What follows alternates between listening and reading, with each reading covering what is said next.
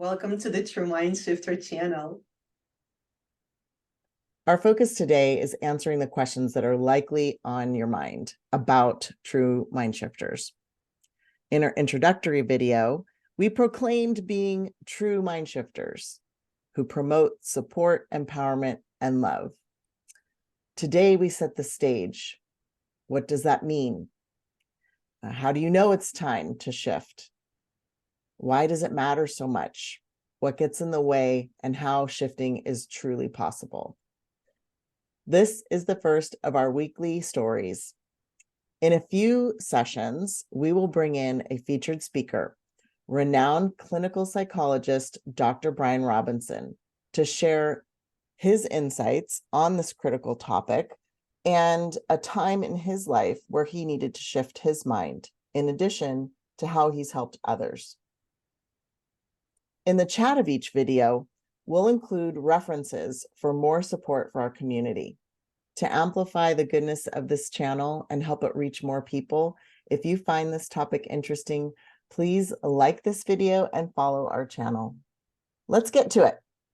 So, Marina, help us out. What is true mind shifting? I'll just share my perspective. Eva, and thank you for the opening statement. It was beautiful, and I'm so excited, actually, as a side note. I'm so excited to start this a series of stories, and I'm super excited to welcome our first speaker. I truly cannot wait to hear his perspective, his thoughts, and his insight. To me, going back to your question, what is mind shifting? I think that a lot of people know about the topic already, and a lot of people thinking, oh God, not again. We are shifting the mind should be shifted. Yes, it is a very widely discussed topic right now, and I'm glad, because whether we want it or not, but we're part of the society, and I'm talking about global society, that is really bringing to surface the need to shift. We have been hearing all over the world in media and through people sharing, right, that there is a transformation going. Some people take it with a smile, others with sarcasm. People don't believe in it, and some do. We're part of a community that absolutely believe in the fact that we are here for a reason, and each of us does make a difference on so many levels. So being a part of a true desire, true need to shift our mind from things that are no longer serving us on a physical, psychological, and emotional level to areas, thoughts, and attitudes that allow us to experience happiness, to experience life to the fullest. That's what brings true mind shifting concept to life. I'm excited to be a part of that community, because I feel that even in my life, that already made a huge difference. It's so exciting. When we're talking about mind shifting as a concept, right? And we want to put a definition to it, it's an ability to recognize the need to change the way we think, behave in our lives at any certain moment. Once we recognize that there is a need to change, that process already started, and that is phenomenal. So if any of you are wonderful viewers, all of a sudden hear this and say to yourself, oh my gosh, that totally happened to me. I started feeling this nagging feeling that something is just not working out, and I want to change. I need to change. Congratulations. You have started on that amazing path of mind shifting. What makes it true is basically a forward-thinking concept of really looking at your life, yourself, your behaviors, your thoughts, and understanding honestly to yourself that those things are not right. And I'm not talking about everything, right? I'm talking about specific examples of a thought, specific examples of a reaction or an action that makes you feel uncomfortable about yourself. Because your inner voice is telling you that those things, those attributes are no good anymore. And you may want to change it. You may not know how, you may not know what it is exactly, or you may not know what's causing those things. But the shift has started. And I'm speaking from the heart because I'm speaking about myself. And I've seen it in many, many other people. We are here to talk about honestly our experiences, to do exactly that, to help people realize how similar we are, how similarly we are embarking on this incredible journey. That's what's true mind shifting for me is to be honest with myself about things that no longer serve me in my actions, reactions, thoughts. That's what it is. I wanted to also talk a little bit about how, as I was going through the process, how I understood that it was time for me to shift. And that process is super painful. I do have to say that. And a lot of people decide not to do it initially because it's very painful. It's very painful to be honest with yourself. As some people that are very close to me said, it's the most fearsome, hurtful feeling to be honest with yourself. And so a lot of people decide not to do it because it's very hard and it's very scary. I was reading Brene Brown's book. I thought it was just me. And I realized that many of those fears and insecurities, if not all actually, come from our childhood. And specifically because for majority of kids, we are learning when we were little what's good and what's bad.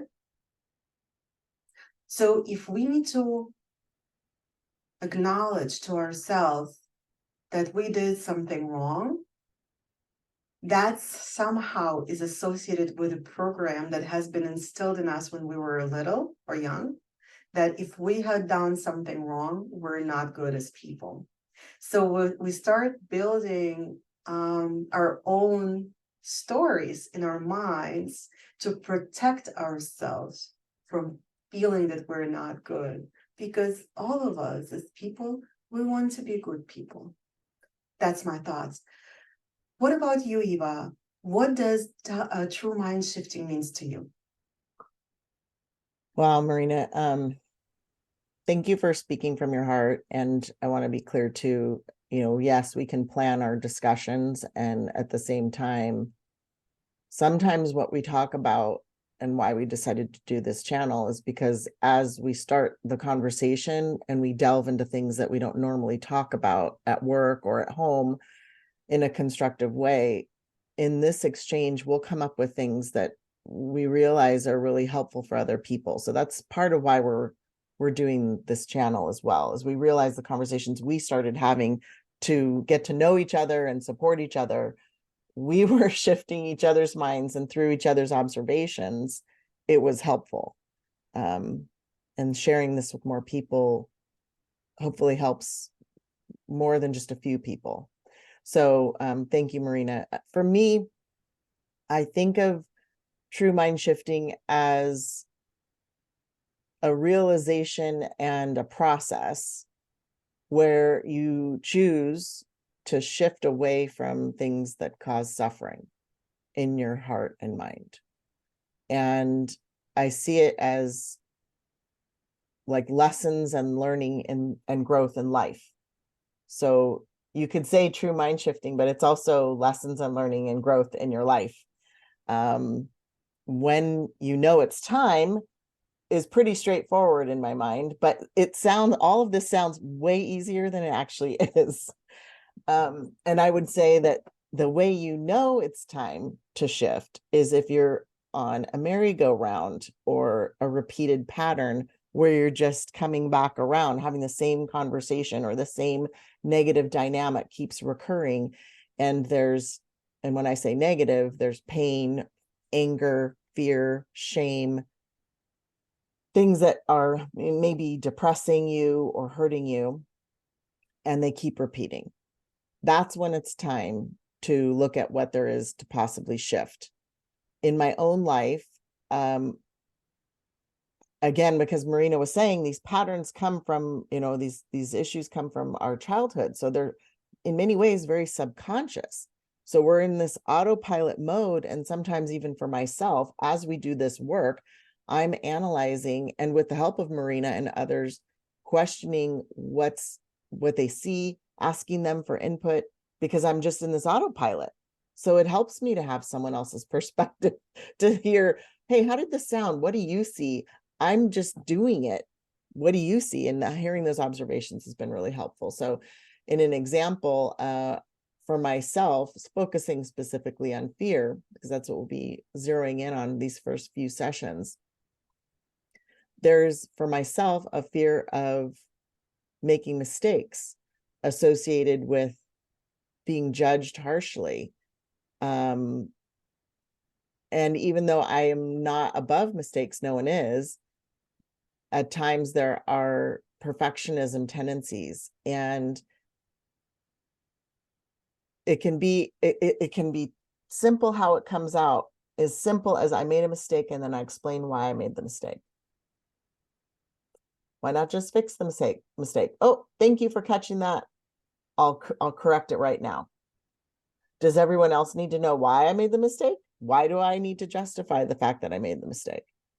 And where that comes from is complicated. So I'll say my relationship with fear is one that I'm still learning about, but I hope through my examples, and we'll get into more as well, that it helps you. So learning about myself as well is powerful. And I think the fact that I chose a profession that's about focusing on other people learning and growing, it actually takes, I just thought about this morning, it takes the focus off of me. If I'm there to be the helper and the teacher, it takes the focus off of me and what I need to do differently or better, because I'm there to support you. So this is complicated for me, but one that I hope, we delve into, and it opens the door for more thoughts. So, if something's not serving you or you're not feeling good about it, that's great. We can recognize that, but why can't we just snap out of it and be different and think different, and just like a car, go into a different gear? Marina, what do you think about that? Why can't it be easier? You already said it, because it's scary. And it's definitely not easy. Oh my gosh, it's absolutely not easy. And many people don't allow themselves even to think that the reason why they're not happy or they're feeling stuck or struggling is because of these issues: fear, shame, and guilt. These monumental pillars, as we call it, right? And Brene Brown once again talks so much about it, and she's not the only one who's talking about it. There are a lot of other wonderful authors that do share their perspective about the same thing. The reason why it needs to be reiterated in a lot of different ways is because we hear differently, we process things differently. So I do believe that each of the people that create value by the outreach on these topics are doing all of us as a society a great favor. You're asking me why we're not just shifting. We talked about it, and you mentioned it yourself just now. It's fear. It's a humongous fear of opening the door to unknown, right? When we don't know something, we don't know what to expect. We don't know what it's going to cost, how people will react to us, what it will create for us, right?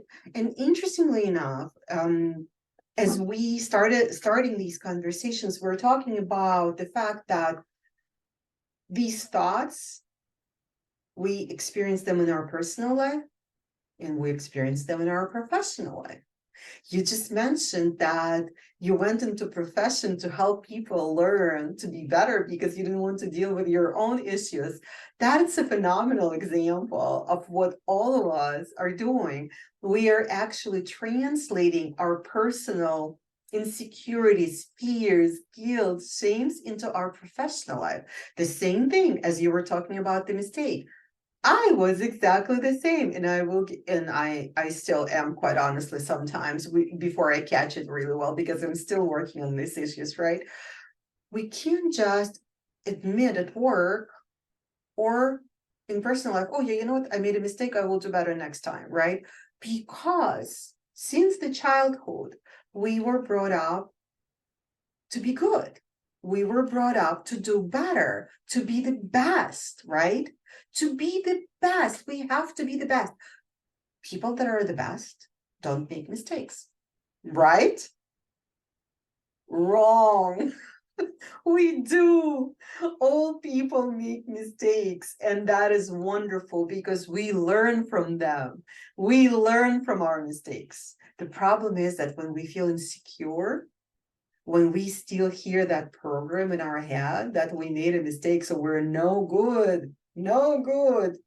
That's when we start in our personal life, in our professional life, we start masking it with excuses, switching the focus of accountability on someone else, shifting away, covering up, so no one can ever think that we are not good.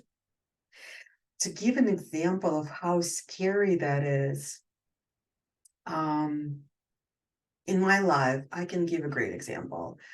In my professional life, right? I used to be exceptionally defensive when someone would give me a feedback at work, any type of feedback that would be just, hey, you know what? I think we can do this differently and it will be better. You may want to look at it and just kind of, figure this out in a different way. Instead of taking it as a great opportunity and great gift to process and use in your future career, I felt horrific. I felt that I had failed someone or something, regardless of how big or small the issue was. That's what's incredible. And I would not sleep at night. I would feel that, oh my gosh, that's it. This person does not think I'm a good person anymore, which has nothing to do with it, right? It took me a very long time to realize that that was coming from my childhood, from feeling insecure about my own actions and my own abilities, and that the only way to deal with it is to accept that I am a person who makes mistakes, but also makes great things. And that was also thanks to reading Brene Brown. I thought it was only me. I thought it was only me, right? Did I say that? I remember I mentioned that. Yes, I thought it was only just me, just me. I didn't want to misinterpret the name of her book. And there was another book that I read by Brene Brown.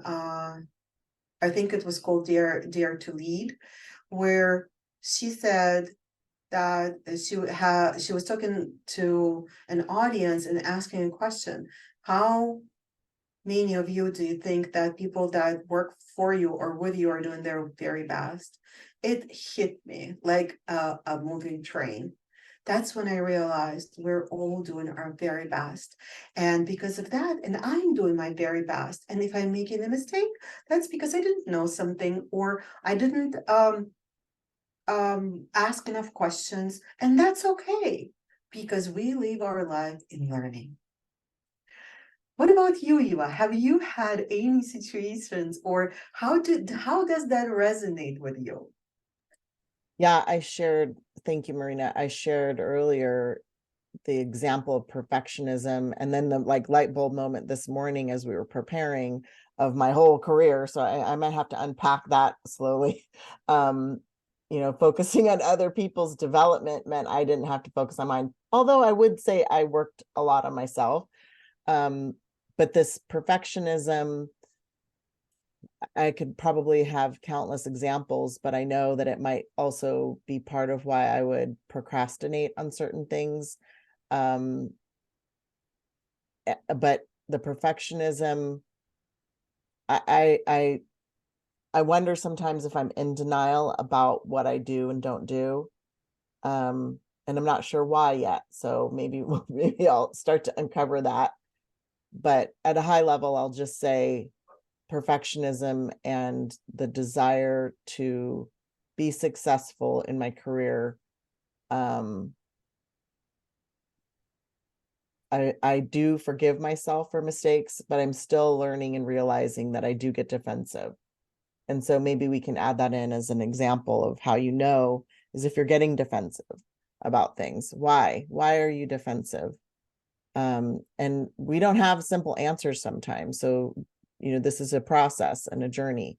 And so that's my example. I'm going to unpack that more and more, but I would try to be courageous and do the things, even if I didn't think they would be perfect. And that's what we're doing right now as well, right?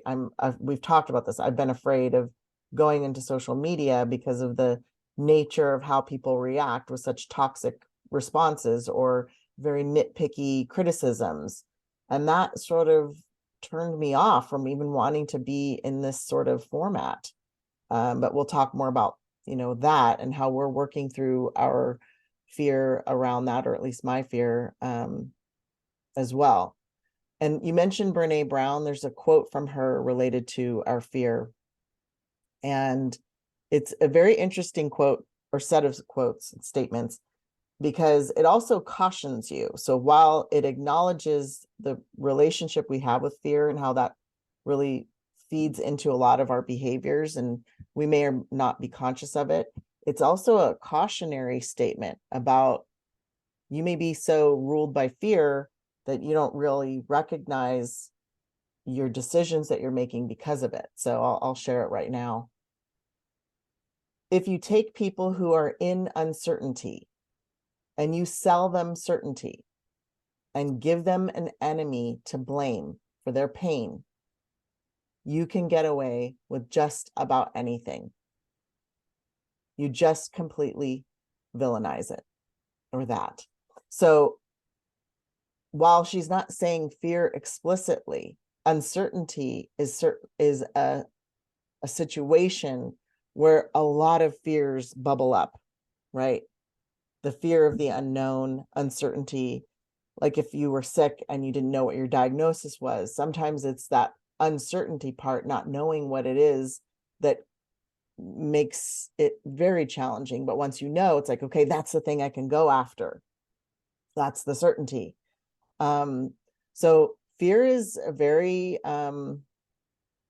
complicated topic, and we're going to attempt to dive right in. We're diving right in with this one. This is a lot to process. And I guess, are we saying, Marina, that we're essentially as humans being ruled by fear, shame, and guilt on an unconscious level? I don't know, Eva. I personally don't think so. I do believe that those issues are instilled in us, because if you think about kids that don't know boundaries, that don't know fear, that don't understand how to kind of be protective of themselves, they don't have those issues. They don't fear. They say things the way that it is. So I actually don't think that we're kind of born with it. I do feel that those things are instilled in us as we grow up That's by deep. either society, either or, and society and our parents who are part of society. I also think that you just stumbled across something that made me think so much about the procrastination. That's such a huge topic. And it's incredible how you tied the fear of not doing something correctly, right? Being afraid of doing something wrong with the procrastination, because I think you just nailed it, Eva. In my mind, I see an exact parallel there. And it makes perfect sense to me.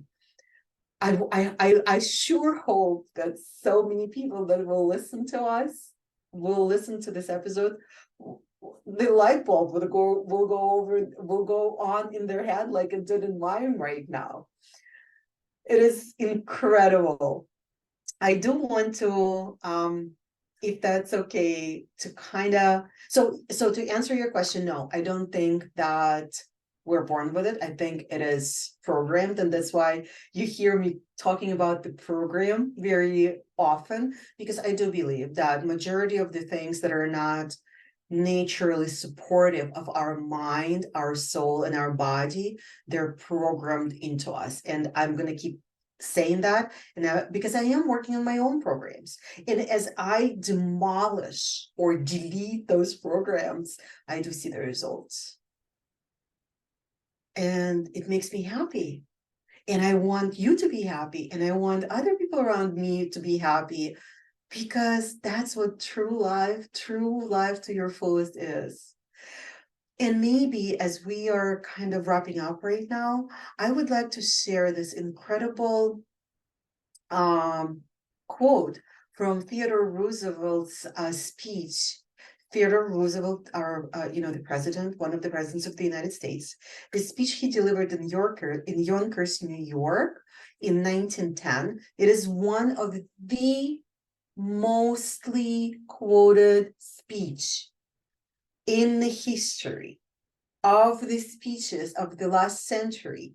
And I just want to recite a quote that drew the huge applause from the audience, to leave our viewers with that. Is that okay? That sounds great. The inspiration for all of us is over 100 years old, to become brave, to not fear. That inspiration comes from Theodore Roosevelt, and here it is. It is not the critic who counts, not the man who points out how the strong man stumbles, or where the doer of deeds could have done them better. The credit belongs to the man who is actually in the arena, whose face is marred by dust and sweat and blood, who strives violently, who errs, who comes short again and again, because there is no effort without error and shortcoming, but who does actually strive to do the deeds, who knows great enthusiasm, the great devotion, who spends himself in a worthy cause, who at best knows in the end the triumph of high achievement, and who at the worst, if he fails, at least fails while daring greatly, so that his place shall never be with those cold and timid souls who neither know victory nor defeat. To all of our viewers, I know you are the souls who know or will know the victory. Wow. Thank you so much, Marina. This has been incredible. We hope that this has resonated, and we hope that you join us and get support, empowerment, and love. Thank you so much.